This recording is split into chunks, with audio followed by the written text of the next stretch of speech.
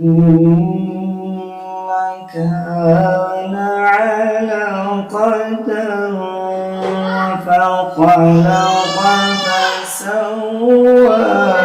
فجعل منه الزوجين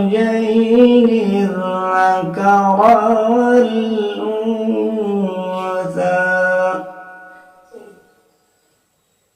أليس ذلك بقادر على أن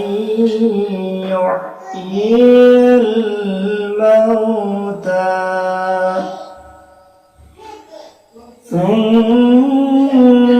ثم كان علقة فخلق فسوى فجعل منه الزوجين